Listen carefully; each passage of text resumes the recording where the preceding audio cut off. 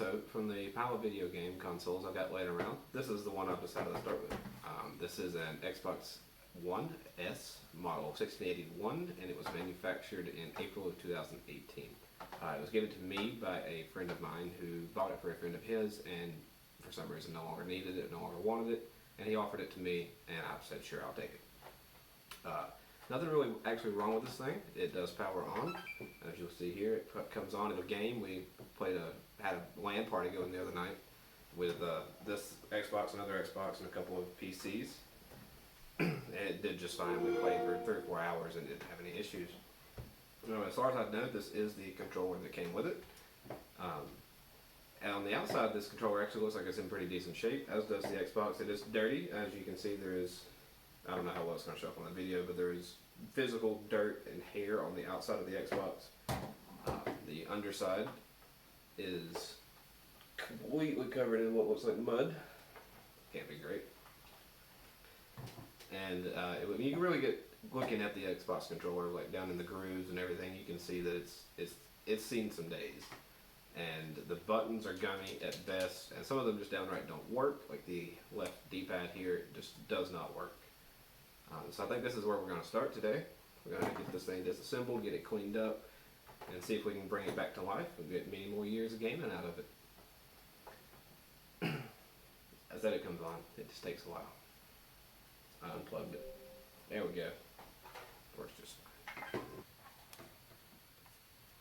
Now, as you can see, my D-pad does not work. So these things are actually relatively simple to disassemble.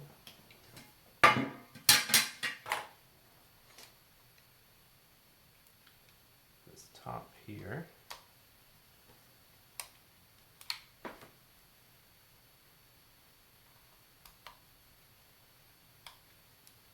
I don't do this every day.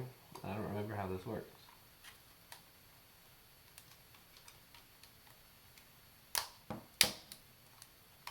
But if it's like every other Xbox controller,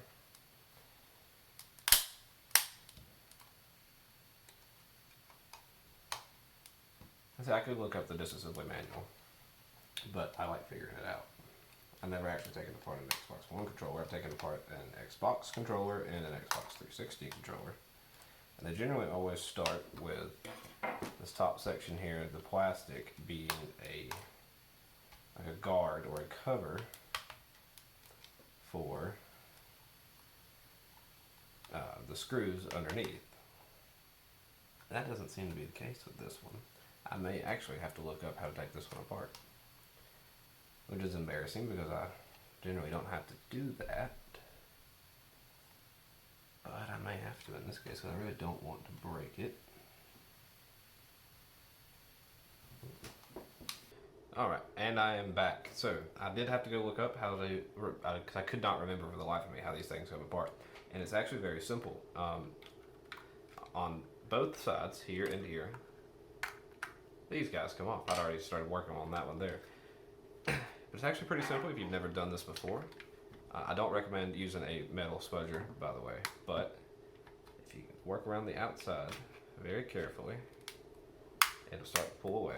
And once you've got it going out, it's actually pretty easy. You just use your fingernail, and they pop right off.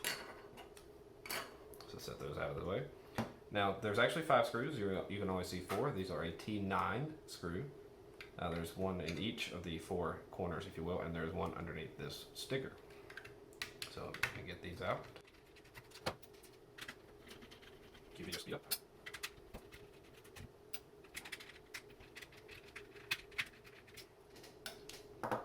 Now when it comes to taking out the screw here in the center, you can just punch straight through the sticker, and I've done that many times in the past on my own personal controllers. But if you are trying to save the aesthetics, or you just want to save the sticker, it's actually pretty simple. Work underneath the corner and peel it back. And that really reveals your 5th screw there.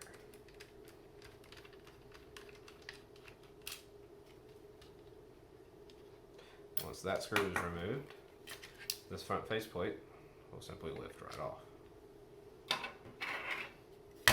And then that gives you easy access to all of your internals. And these buttons, if it's like its previous iterations,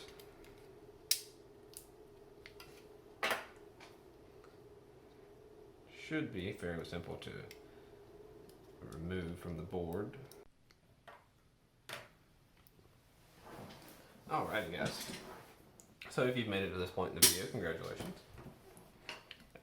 I don't know why, but thank you. So, now that we made it to this point, so the only way to get to these buttons, to get them out, to clean them, is to obviously disassemble everything from the back side. So we're going to go ahead and take these guys off just to make it a little easier on us. Careful, your motors are falling out on us. Go ahead and remove those and set them to the side. Now on this board, we've got 2 screws. One here, and one here on this corner. Now, be mindful there is a cable that connects the 2 boards together underneath this non-conductive tape. Peel that back. And this is a Wi-Fi antenna type connector. Disconnect that from the board. It's connected down there to that one. And you should be able to lift this board straight up and away. We're going to set that off to the side here. Because what we're interested in is underneath this board.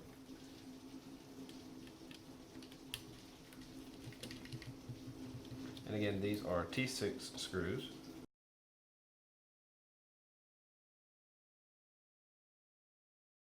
Now we've got those 5 screws, this board, and be mindful of this. This is your headphone jack. It is not soldered to the board, it is a press fit type of connector.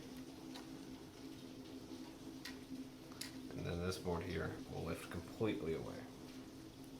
And it does have the rubber membrane type of press switch, which that should be able to lift directly off of the board. Clean that. But what I'm really interested in is these guys.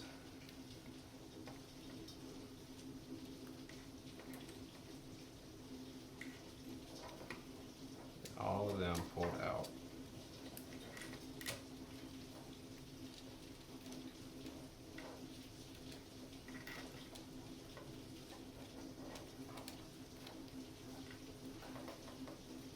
And yeah, it would probably be easier to turn it over and dump it, but I always seem to drop at least one and then spend 20 minutes searching for it on the floor. So we're going to avoid that for today. Come on, D-pad, you're the one I need to come out.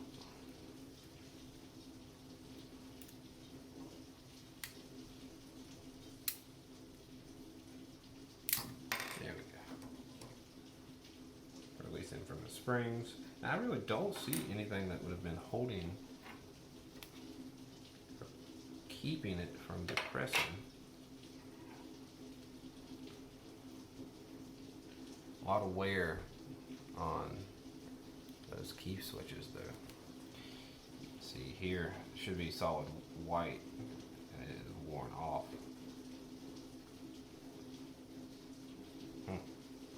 Well, let's get to clean them and get them put back together.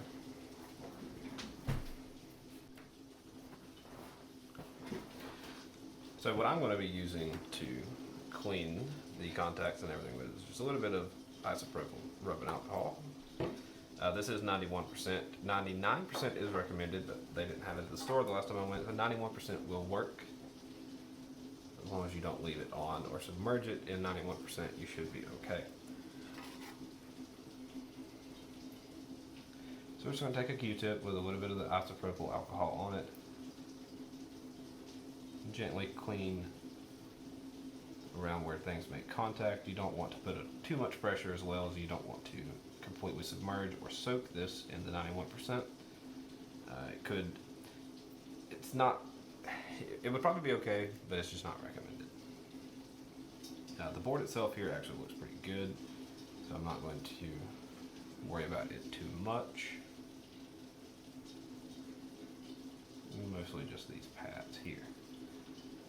And again, that is wear, that is not dirt there, so that is not going to come off no matter how much scrubbing you do. there on that one.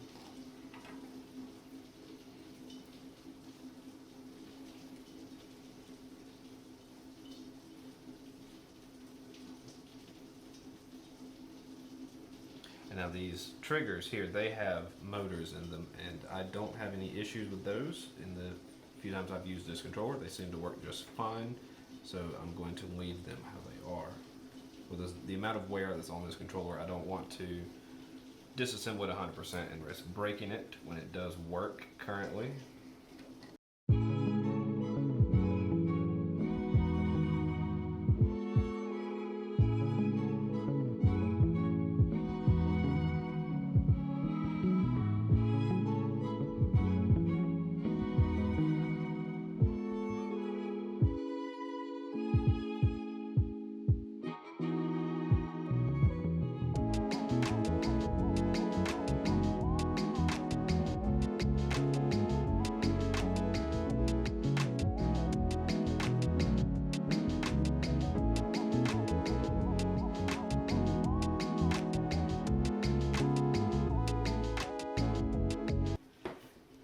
For the buttons in this thing to be as stuck as they were, it really doesn't look that bad on the inside. I was really expecting it to be a lot worse. Now the case, the plastic outer shell, it's in pretty rough shape as far as dirt is concerned.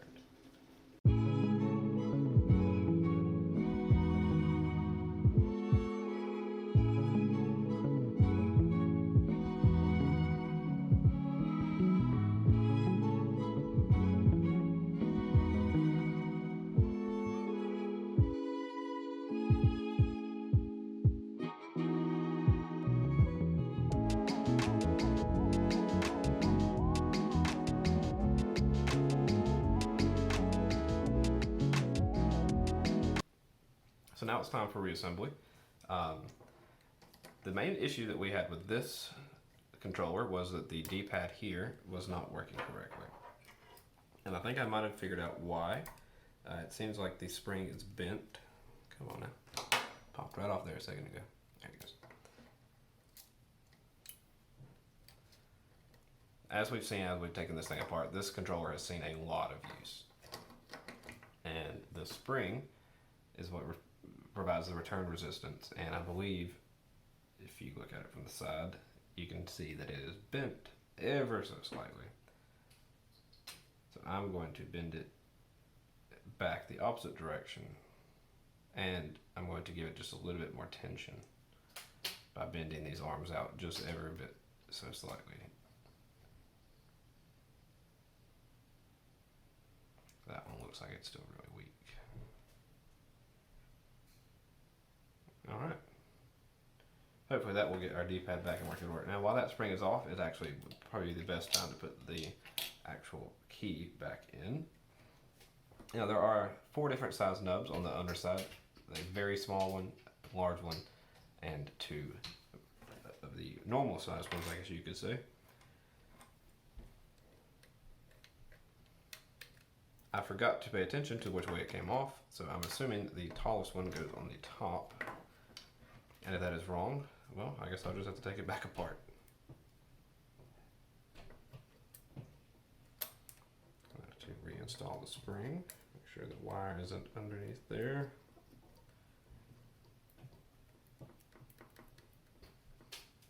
Okay. Seems like that works.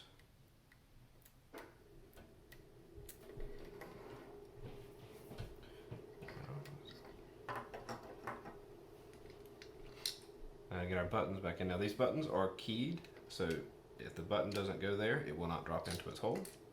So this is actually very simple on Microsoft's part to put these back in.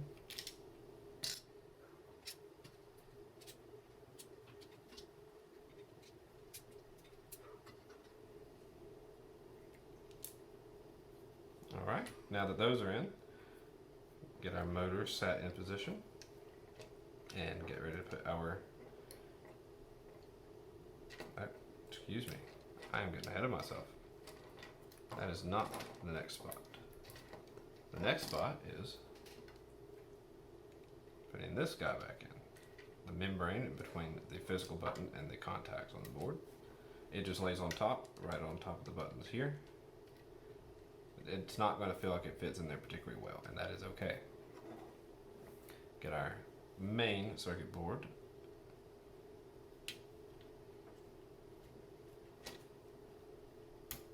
And it does have alignment pins on the case that will help you find the correct alignment. Once you've got it back in, reinstall the 5 screws that we took out earlier.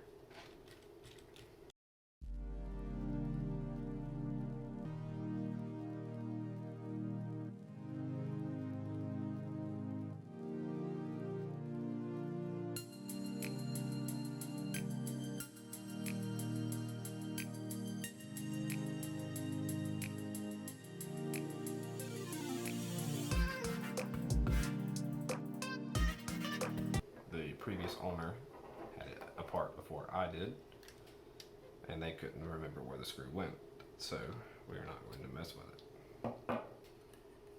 If it doesn't need to be fixed, don't fix it. Well, let's get our secondary circuit board put back in place. Now there is a connector in between the top and bottom circuit board that once it's lined up, you push straight down and it reconnects. There are 2 screws in this board, one on each corner, where the motors go in. Now see, I've already forgotten something. You guys are probably screaming at me in the comments. Headphone jack, headphone jack. Headphone jack. Remember, he's not soldered, he is just laid in there, and then when you screw this board down, it makes the connection. I'm not quite sure why they decided to go that route, but we did. There we are. Now the headphone jack is in place. Reinstall our screws. Again, being mindful of our alignment pins.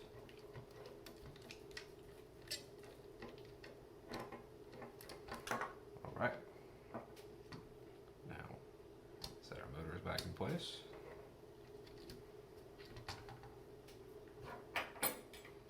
Reattach this connector here. I've always hated connecting these. You always feel like it's misaligned. That was way easier than it usually is. Okay. Now, mindful of those motors. Place our analog sticks back on.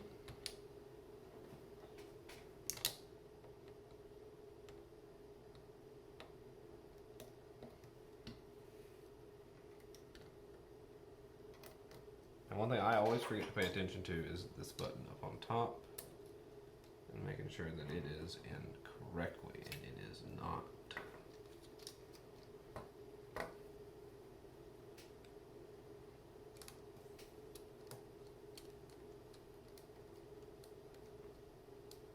There we go. Now, wow. I did make a point of saying that if they are not in correctly, they will not drop in. That is not in correctly, and it dropped in. We do have left click on the D-pad now, but it's quite weak. This controller is just worn out.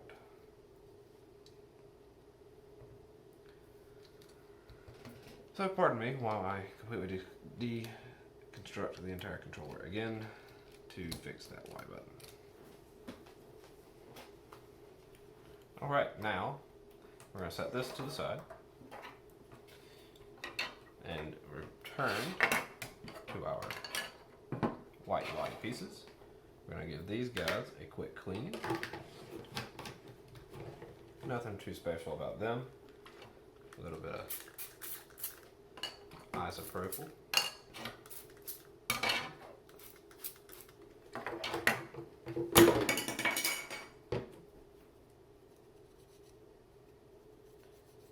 So this is just grime that builds up from sweaty hands.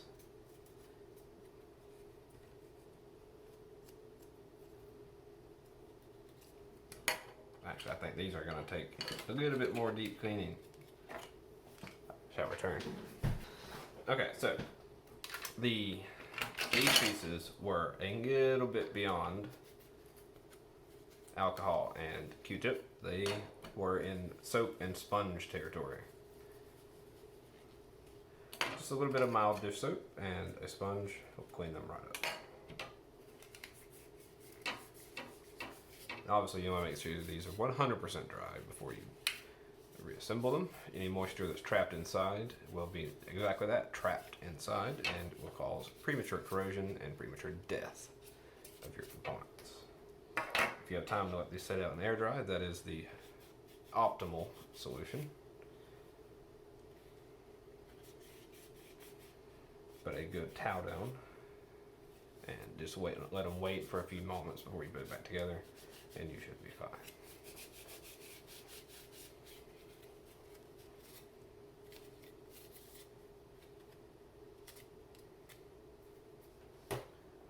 Alright, so disassembly of the, or reassembly I should say, of the outer shell is actually very simple.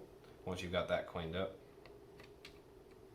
that would just drop right back on in place, as well as the back. Make sure nothing is pinching.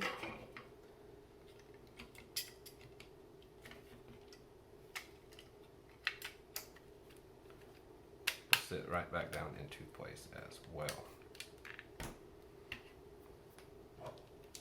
Now we're going to reinsert the 5 screws from earlier. Remember to change your bit, because I did not, to it back to a T9.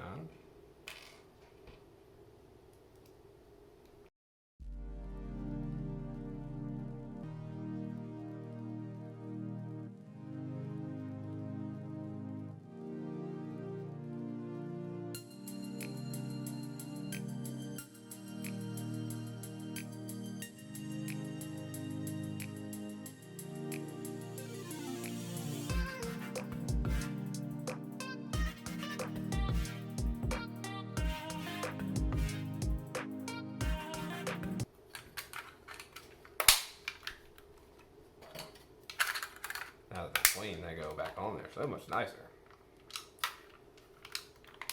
I say as this one doesn't want to go back on.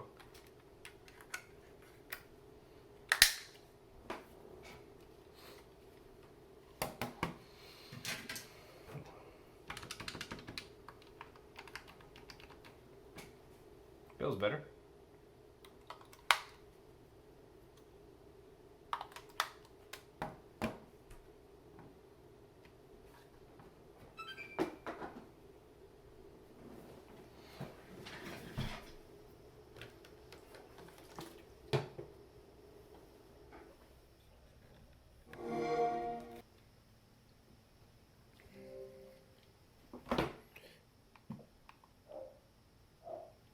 Before we had no left on the D-pad at all.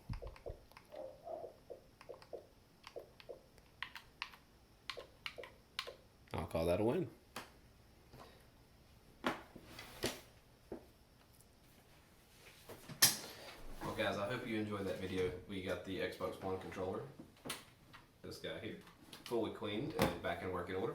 That was my first time ever taking one apart, so sorry if that was painful to watch. It was quite a fun experience for me. Did end up breaking one of the clips on the back of that thing, but you know, that's what happens whenever you take stuff apart for the first time. You might end up breaking it, but it works perfectly fine. It belongs to me. It's not going to a customer or anything, so I'm happy with the result. I'm happy with how it turned out, and now I've got another functional controller to loan to a guest when they come over, or whatever the case may be. So like I said, I hope you guys enjoyed, and I'll see you in the next one.